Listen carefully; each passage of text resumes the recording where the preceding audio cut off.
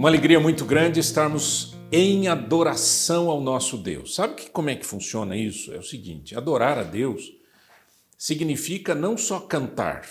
A gente adora a Deus com o coração, a gente adora a Deus orando, a gente adora a Deus meditando nas Escrituras, a gente adora a Deus cantando também. E eu quero convidar você a adorar ao Senhor, falar do amor dEle, falar do poder dEle através dessas músicas com Songs of Trinity.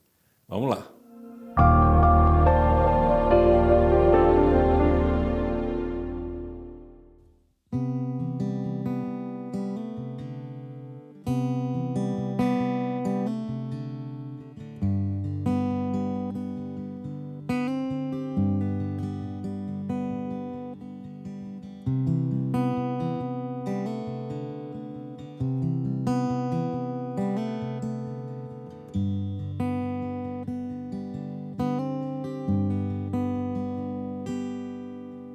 Rei das nações, Rei dos reis e Senhor, raiz de Davi.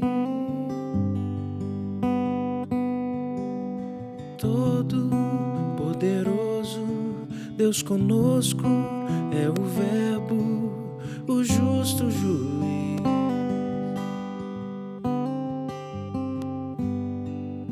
Sumo sacerdote, soberano, Salvador, ungido de Deus,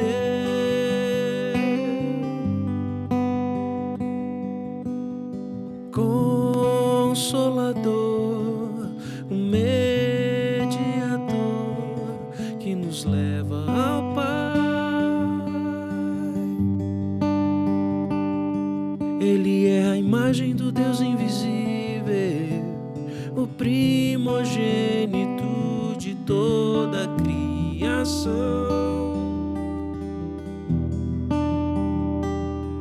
Ele é o Messias, Filho prometido, início, meio e fim, Cordeiro e o Leão. Jesus é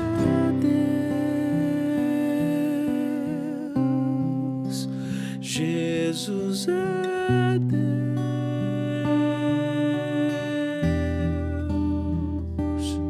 no mais alto lugar está, reinando sobre a criação com seu poder. Jesus é Deus, Jesus é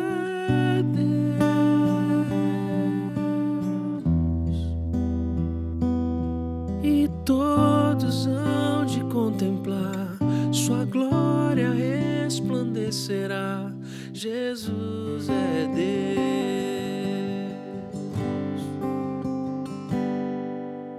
Rei das nações, Rei dos reis e Senhor, raiz de Davi.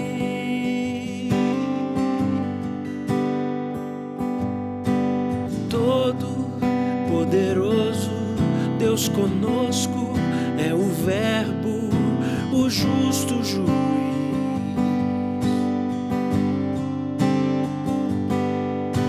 Sumo sacerdote, soberano, Salvador, ungido de Deus,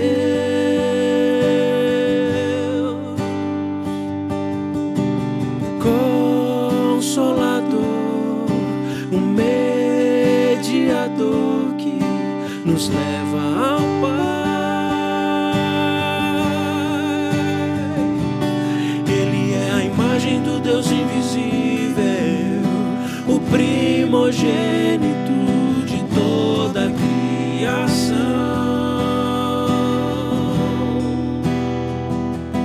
Ele é o Messias, Filho prometido, início, meio e fim, Cordeiro e o Leão.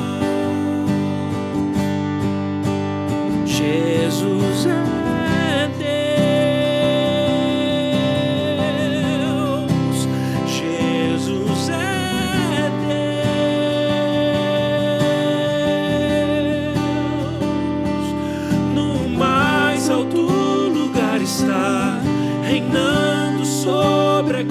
criação com o seu poder. Jesus é Deus, Jesus é Deus,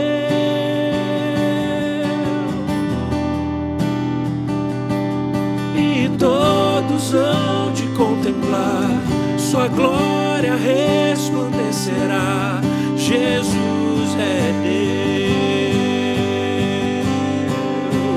Jesus é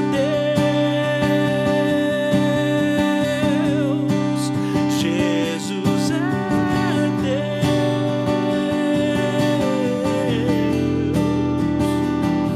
No mais alto lugar está, reinando sobre a criação com o seu poder.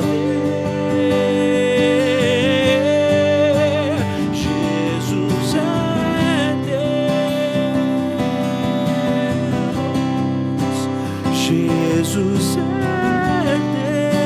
Deus. Nós te louvamos e adoramos, e todos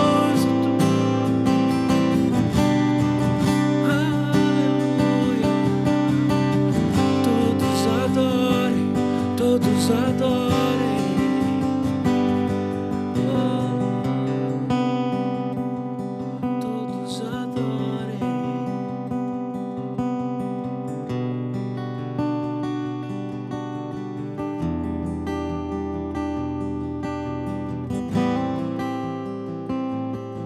Ele é Deus,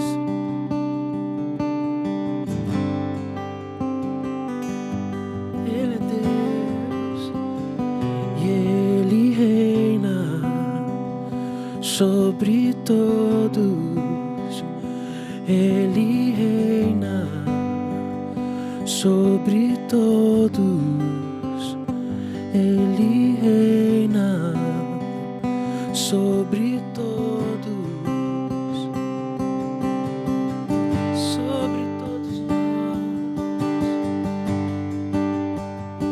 e Ele reina sobre todos, Ele reina sobre todos, e Ele reina sobre todos. Todos adorem a Deus.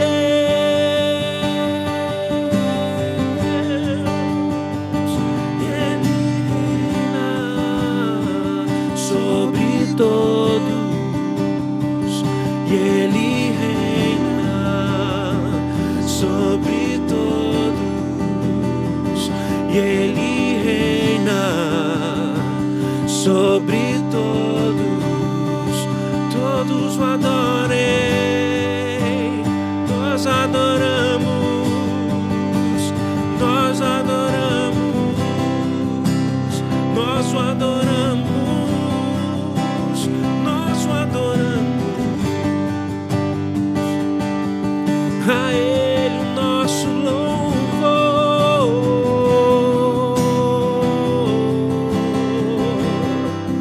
a Ele o nosso louvor. Jesus é Deus.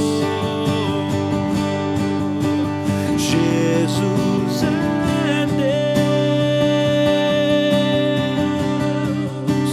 Jesus é Deus.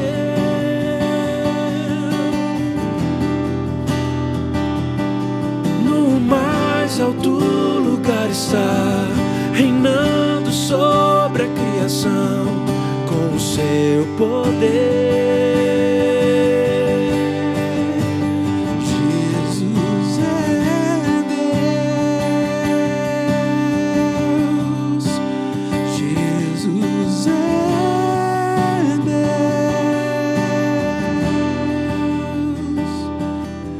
e todos hão de contemplar sua glória resplandecerá. Jesus é Deus.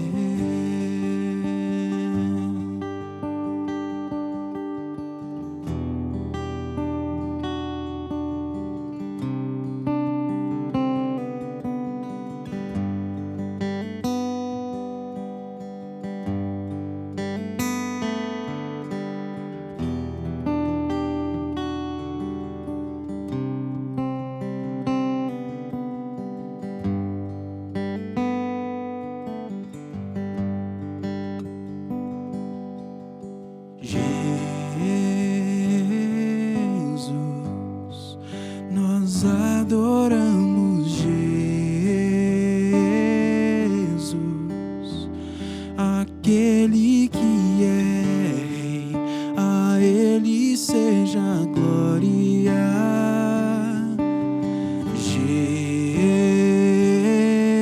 Jesus, nós a exaltamos, Jesus, seu nome tem poder pra mudar a história.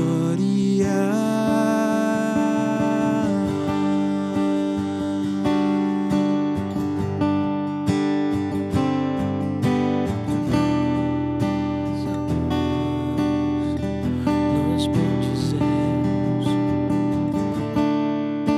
nome que é sobre todo nome, Jesus. Nós adoramos, Jesus, aquele que é Rei, a Ele seja a glória. Jesus, nós exaltamos, Jesus, seu nome tem poder pra mudar a história.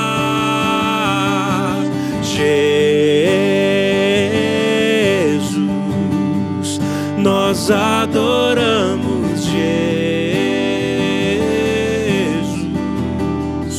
aquele que é Rei, a Ele seja a glória. Jesus, nós exaltamos, Jesus,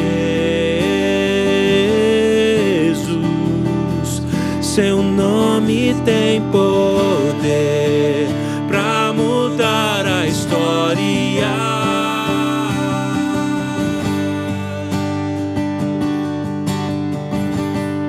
Seu nome é Jesus, seu nome tem poder pra mudar a história.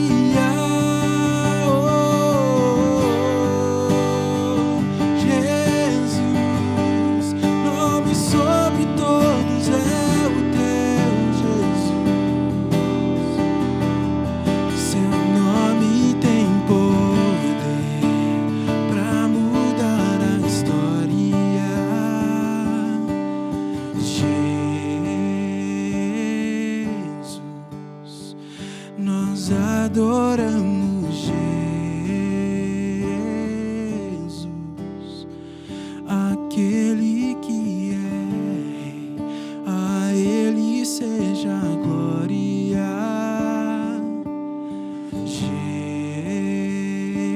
Jesus, nós exaltamos, Jesus, seu nome tem poder pra mudar a história.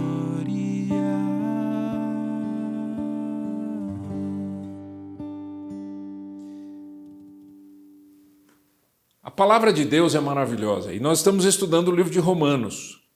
E eu quero continuar a estudar com você o livro de Romanos a partir hoje do capítulo 2, verso 17 ao 24.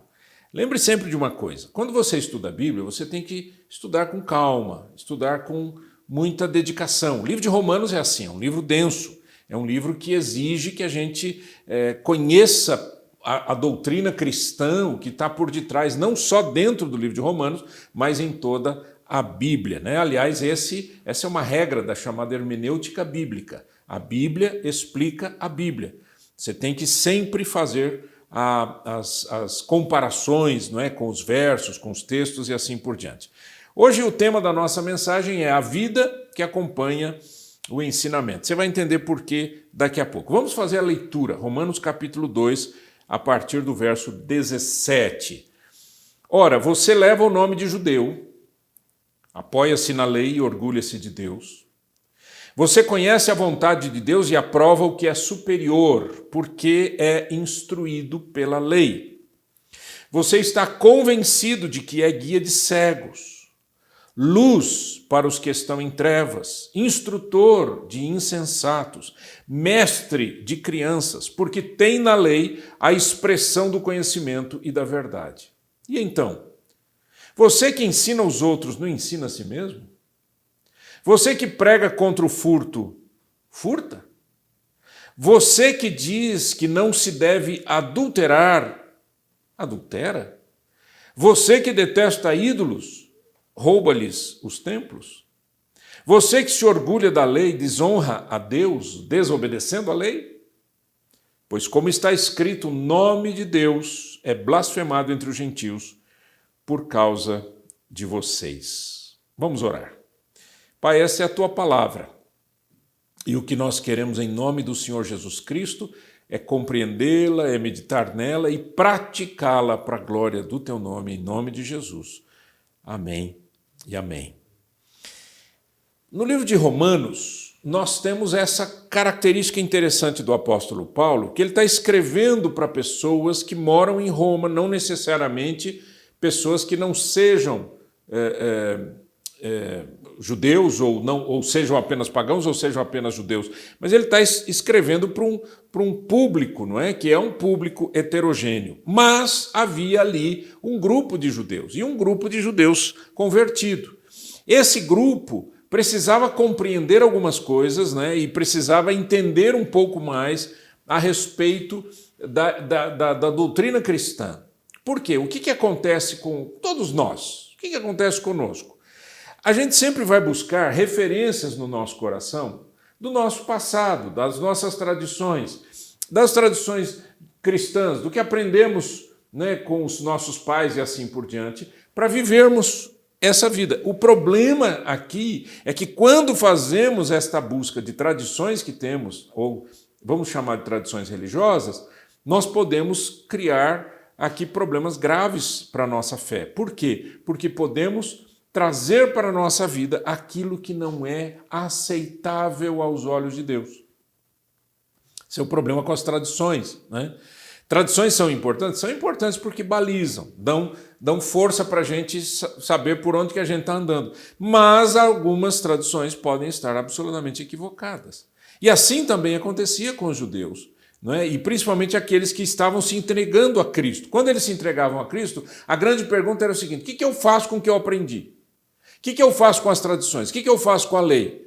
Né? Qual é o sentido da lei para a minha vida hoje? Qual o sentido daquilo que eu aprendi lá no passado? Aprendi dos meus pais, aprendi dos sacerdotes, e agora como é que eu vivo isso? Como é que eu aplico isso à minha história? Né? A uma nova história, que é a história de um cristão. Então, o que Paulo vai fazer aqui, ele vai mostrar para a gente que a questão não é o ser judeu, que já é automaticamente agradável a Deus. Mas ele vai trabalhar, né? Ele vai provocar uma reflexão, e essa provocação chega para nós hoje. Okay? Então, quando ele diz, por exemplo, você que tem por sobrenome judeu, né? Tem uma das traduções que diz, você que tem por sobrenome judeu e tal, esse termo foi utilizado, o termo judeu foi utilizado pela primeira vez em 2 Reis 16.6, né? Capítulo 16, verso 6, que diz assim: naquele tempo, Rezim, rei da Síria, restituiu Elate à Síria e lançou fora dela os judeus. Então, essa é a primeira vez que aparecem os judeus, ou seja, em algumas traduções diz os homens de Judá, né? E é daí que vem o nome judeus. Então, essa terminologia está relacionada a tudo aquilo a que eles se orgulhavam. Olha aqui, presta atenção comigo aqui. Como a gente está fazendo uma coisa um pouco mais pastoral no sentido de dizer como é que eu vivo hoje, não é? Como é que eu aplico aquilo que eu estou aprendendo hoje, a grande questão é a seguinte: todos nós nos orgulhamos de alguma coisa, todos nós nos orgulhamos de algum título, de algum pertencimento, de algum grupo ao qual nós pertencemos. E dizemos, poxa, eu sou daqui, eu sou dali, eu sou disso, eu sou daquilo, certo? Isso acontece também no meio cristão, e acontece muito, principalmente quando as pessoas dizem, eu sou da denominação tal, eu sou da igreja tal. Ah, de onde que você é? Eu sou da igreja tal. É muito interessante Às vezes eu estou conversando com alguém, a pessoa fica sabendo que eu sou pastor, a primeira pergunta que eles fazem é: de que igreja? E quando eu falo, né, a igreja onde eu estou hoje, ou que eu estou, né, que igreja é essa? Aí eu falo um pouquinho, né? Quando eu dou alguma visão um pouco mais panorâmica, depende muito de onde essa outra pessoa vai ou frequenta, que igreja, que denominação ela frequenta, ela faz uma comparação imediata, né? E diz assim, tá, tudo bem. Quer dizer, com aquela carinha de, que pena que você frequenta essa igreja, ou que pena que você é assim. Eu não quero entrar em detalhes, mas acho que vocês já entenderam, né? Essa coisa de eu sou da denominação tal, você é da denominação tal, nós batizamos assim, você batiza assado, então nós não somos tão irmãos. Essas coisas são absolutamente ridículas e absolutamente reprováveis aos olhos de Deus. E isso acontecia com os judeus. Quando Paulo diz você que se chama judeu, você que tem por sobrenome judeu, ele está dizendo assim, você que se orgulha disso. Mas você se orgulha de alguma coisa que é vazia. Não que não tenha significado do ponto de vista das tradições e dos recebimentos, né? Receberam a lei, etc. A gente vai ver isso daqui a pouco, não hoje, mas no nosso texto, né? Em capítulo 3, ele vai falar um pouco sobre isso. Ele diz, ou melhor, o que é importante aqui é que aquilo tudo onde você coloca a sua confiança não traz vida, não traz salvação, não traz libertação. O fato de você pertencer a esse grupo, pertencer àquele grupo, ser judeu, não ser judeu, ser da denominação A, B, C, D, isso não justifica diante de Deus a sua vida. O que vai justificar diante de Deus a sua vida é o quanto você se arrepende e se entrega a Cristo, e Cristo é o centro da sua vida, e em Cristo todas as coisas elas vão ser reais aos olhos de Deus. Estão entendendo o que eu quero dizer? A gente descansa em termos, né? Em nomes, em títulos, em grupos, em igrejas, às vezes até em raças. Né? Tem gente que se acha melhor do que outra raça e assim por diante. Então, essa é a ideia quando ele fala judeu. A segunda frase que ele utiliza, né? Ele diz, você que leva o nome de judeu, apoia-se na lei. É uma referência à mesma distorção que Paulo já cita no verso 13, lá do capítulo 2, né, que a gente começou a ler hoje, 2:17. No verso 13 diz assim, porque não são os que ouvem a lei que são justos aos olhos de Deus, mas os que obedecem à lei, esses serão declarados justos. E eu já expliquei isso também, né? Que a questão não é eu ter ou não ter a lei, ou eu obedecer ou não obedecer a lei. Número 1, o ter a lei traz privilégios e responsabilidades, mas não salva, que é o que ele vai falar dos judeus. O não ter a lei, ele diz, isso também não é justificativa, porque o Senhor vai fazer julgamentos a partir das obras das pessoas. No entanto, o obedecer à lei não traz salvação, porque ninguém consegue obedecer à lei 100%. Então, a obediência à lei 100% não dá. Então, é a mesma distorção aqui. Ó. Você é judeu e se apoia na lei. Na terceira frase que ele diz é, você se orgulha de Deus.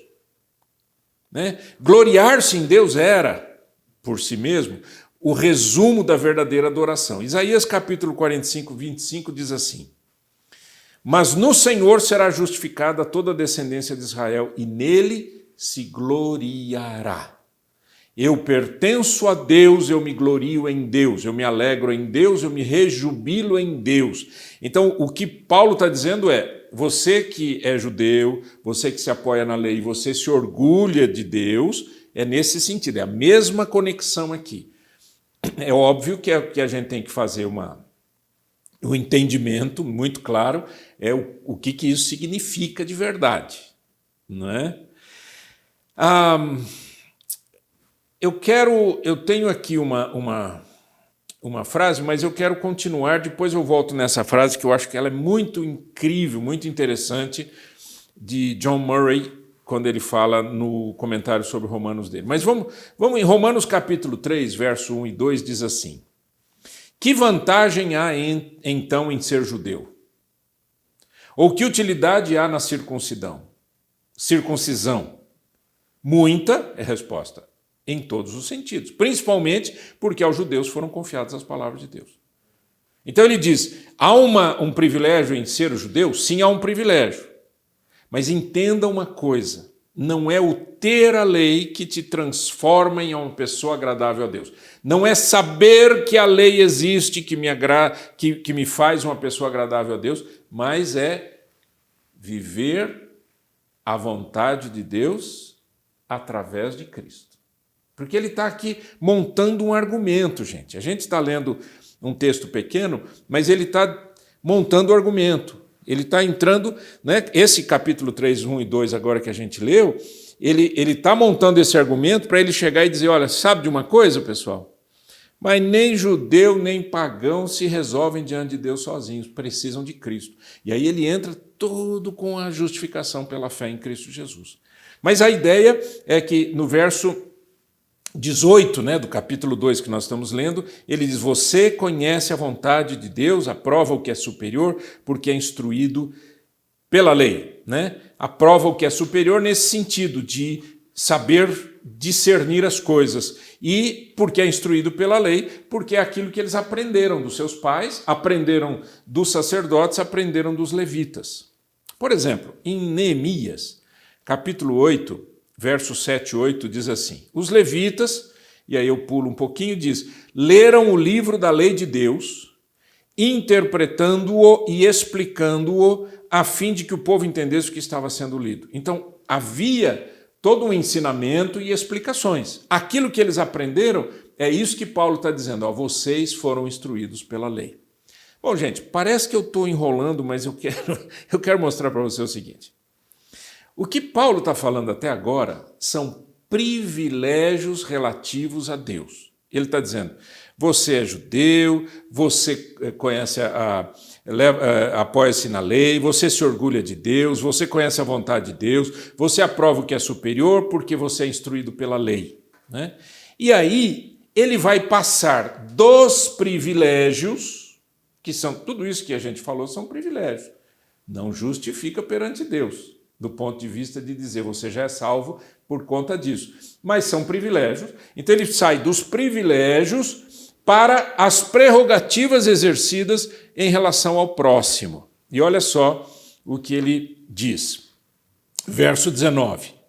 Você está convencido de que é guia de cegos, luz para os que estão em trevas, instrutor de insensatos, mestre de crianças, porque tem na lei a expressão do conhecimento e da verdade. Então vamos parar aqui um minutinho e pensar. Sobre o que é que Paulo está falando? No 17 e no 18, Paulo fala sobre privilégios. No 19 e 20, ele fala sobre deveres. Então ele diz, por que vocês são tudo isso? Vocês acreditam, né, na lei de Deus, vocês conhecem a vontade de Deus, vocês aprovam aquilo que é superior, no sentido de discernir o bem e o mal, etc. Para que vocês têm isso? Para poderem ensinar, para poderem ser guias dos cegos, para poderem ser luz para os que estão nas trevas, para poder instruir os insensatos, para serem mestres de crianças. Por quê? Porque vocês têm na lei a expressão do conhecimento da verdade. Ok? Então agora está começando a se formar aqui um entendimento interessante. A pergunta é, esses privilégios que os judeus tinham e se orgulhavam por ter, com o ensino que eles deveriam exercer a partir dos privilégios, estava agradando a Deus? Aqui é que está o ponto. Então eu tenho privilégios, eu tenho o ensino, mas agora eu quero saber se eu tenho a vida que garante esse ensino. Eu quero saber se a minha vida é coerente com os princípios de Deus, com os privilégios que eu tenho diante de Deus, com o meu ministério. Então, versos 17 e 18, privilégios diante de Deus. 19 e 20, ministério. Só que aí, ele entra no verso 21 e diz, e então? Tipo assim, E agora? Agora vamos colocar isso aqui sobre a mesa. Você que ensina os outros não ensina a si mesmo? Aqui eu quero trazer aquela frase de John Murray. Ele diz uma coisa muito interessante. Eu quero que você preste atenção nessa explicação de John Murray. O fato de que o apóstolo se referiu a isso como uma acusação, que ele diz, você é judeu, você é isso, você é aquilo, você deveria fazer isso, deveria fazer aquilo, deveria fazer aquilo. O fato do apóstolo se referir isso e dizer tudo isso aí que vocês estão fazendo está fora de órbita, né? Quer dizer, como uma acusação, talvez demonstre mais que qualquer outra das prerrogativas enumeradas que o pecado mais grosseiro jaz muito próximo do privilégio mais elevado. O pecado mais grosseiro jaz muito próximo do privilégio mais elevado. E também revele como o melhor pode ser prostituído a serviço do pior. O melhor pode ser prostituído a serviço do pior. O que é que John Murray está falando? Ele está trazendo uma coisa muito legal aqui para a gente compreender. Quanto mais privilégios eu tenho, se a minha vida não é adequada à vontade de Deus, esses privilégios que são maravilhosos, são elevados, eles acabam se revelando como a pior das minhas atitudes e do meu comportamento. Tá certo? Como um pecado mais grosseiro. E que o melhor pode ser prostituído a serviço do pior. Quando? Quando aquilo que eu faço passa a ser uma condenação aos privilégios que eu tenho. Está dando para compreender? Por isso que eu estou falando em vida. A minha vida tem que ser absolutamente coerente com os privilégios que eu tenho e com o ministério que eu exerço. Então, se eu tenho o privilégio, né, lembra que eu estou falando para vocês que a gente está estudando pastoralmente o texto? Do ponto de vista da teologia, o que Paulo está falando nesse texto do 17 ao 24 é: tudo isso que vocês têm de privilégio e aquilo que vocês acreditam não está sendo agradável a Deus. Nós estamos agora pegando essa informação e, paralelamente, trazendo para o nosso dia e dizendo para nós que somos cristãos os privilégios que muitas vezes nós dizemos ter e o ministério que nós realizamos nem sempre agradam a Deus, porque a nossa vida não é uma vida coerente com os privilégios do ministério. Certo? Aqui tem um problema grave. Por isso que John Murray ele diz, o pecado mais grosseiro, você adultera, pecado grosseiro, ele está muito próximo de um privilégio muito elevado. Eu sou de Deus e Deus, no fim das contas, está me devendo a minha vida toda aqui, eu sirvo a Deus. Eu já vi isso acontecer. Pessoas que acham que pelo fato de servirem a Deus por muitos anos, acham que elas vão adquirindo certo crédito, né? Igual os bancos fazem conosco, né? Os bancos, quando você dá lá o seu CPF, o banco vai buscar qual é o nível de crédito que você tem pelo seu histórico. O que você já gastou, o que você não gastou, o que você guardou, não guardou, investiu, pagou, poupou, etc. Ele vai vendo isso daí. Diante de Deus, gente, isso não existe. Nossa, pastor, não existe. Não existe. Sabe por quê? Porque em toda a Bíblia você vê pessoas que andaram muitas vezes lá em cima e depois pecaram e caíram muito lá embaixo. Que estavam bem, entre aspas, né, aos olhos delas, talvez até aos olhos de Deus, mas erraram, pecaram. Aí você vai dizer, poxa, Deus não tem misericórdia? A misericórdia de Deus é grande e infinita para com todos nós, mas ela não justifica o pecado cometido grosseiramente por conta do descanso nos privilégios. Vou dar um exemplo simples. Você pega, às vezes, um pastor, vai bem, 10 anos, 15 anos, 20 anos, larga a mulher, adultera com a moça, fica com a moça, e agora ele começa a dizer, na verdade, meus irmãos, vocês têm que entender que agora é que eu estou sendo feliz, nesses 20 anos eu fui infeliz, não casei no Senhor. Vocês já ouviram essa bobagem? Isso é uma estupidez, é uma bobagem incrível, e essas pessoas acham que pelo fato de, eu sou pastor, Deus vai dizer assim, tá bom, vou apagar aqui, né, desse débito que você... Não, de jeito nenhum. Então essa é a ideia que a gente tem aqui, eu quero fortalecer um pouquinho agora, quando ele diz, e então você que ensina os outros, verso 21, não ensina a si mesmo? E aí ele diz, você que prega contra o furto, furta. Você que diz que não se deve adulterar, adultera. Quantos pregadores você já viu dizendo assim, não, adultério, daqui a pouco está com a segunda, terceira esposa, né?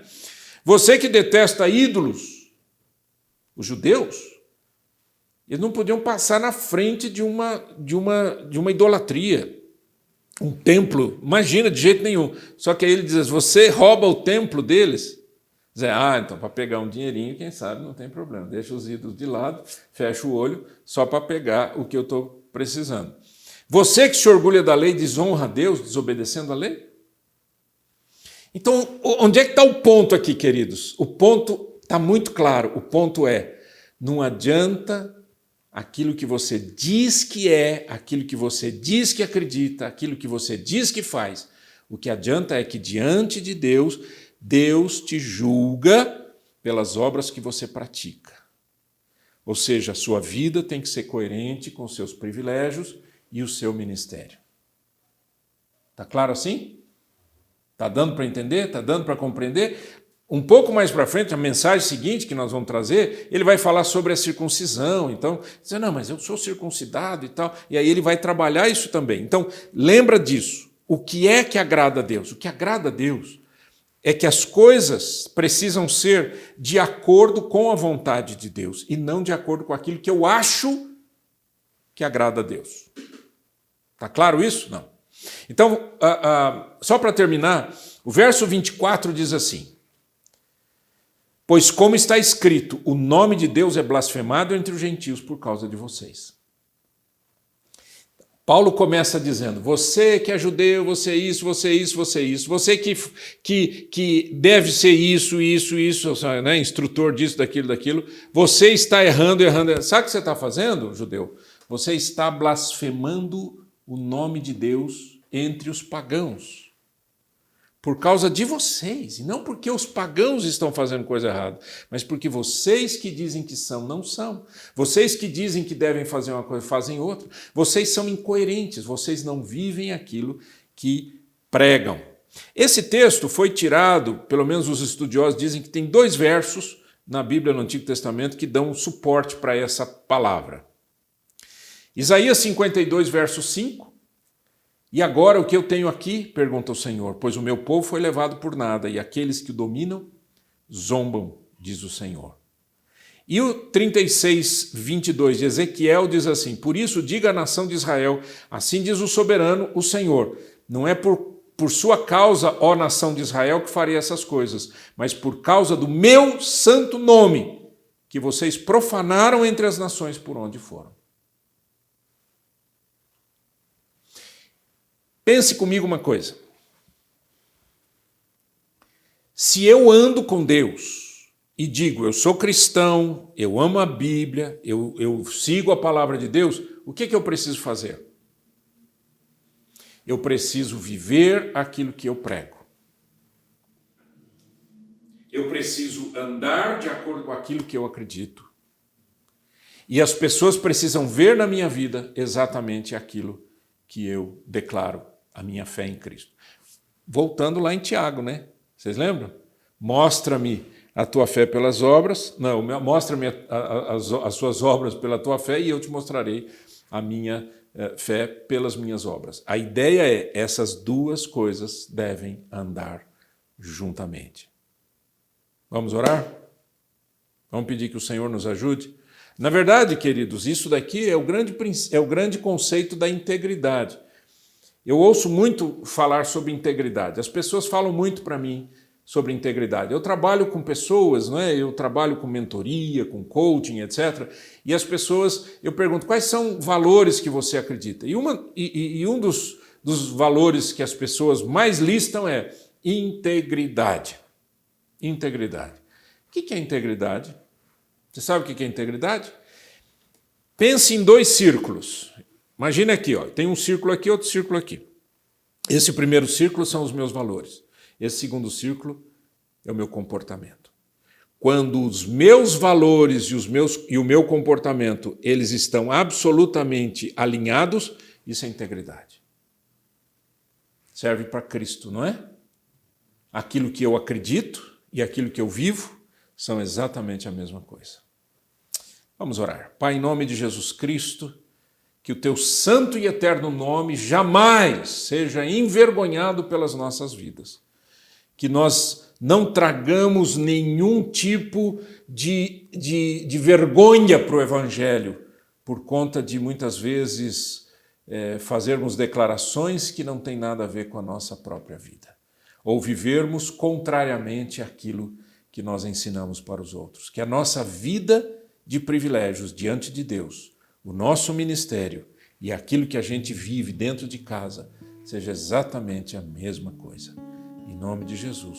Amém e amém. Deus abençoe você. Multiplique essa mensagem. Leve para onde você conseguir aí. Fale com seus amigos. Seja um agente da multiplicação da mensagem de Jesus. Um beijo para todo mundo e fique conosco, Igreja Trinity, para a glória de Deus. Não posso duvidar do teu poder. Não posso me afastar do Criador, pois cabe a mim louvar e adorar o nosso Redentor.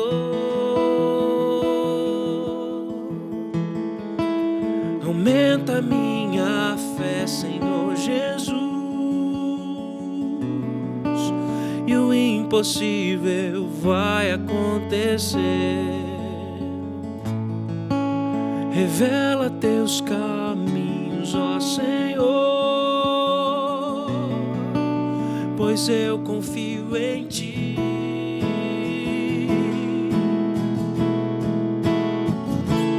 Eu creio em ti, sim, eu creio.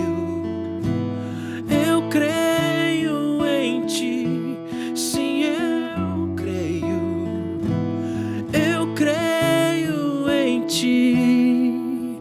Creio nas promessas, creio nos milagres, creio que tu és o mesmo Deus, o Todo-Poderoso.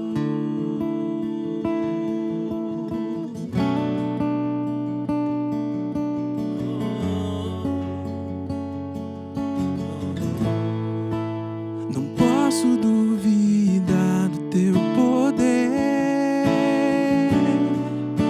Não posso me afastar do Criador,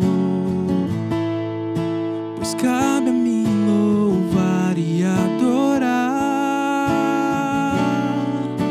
o nosso Redentor.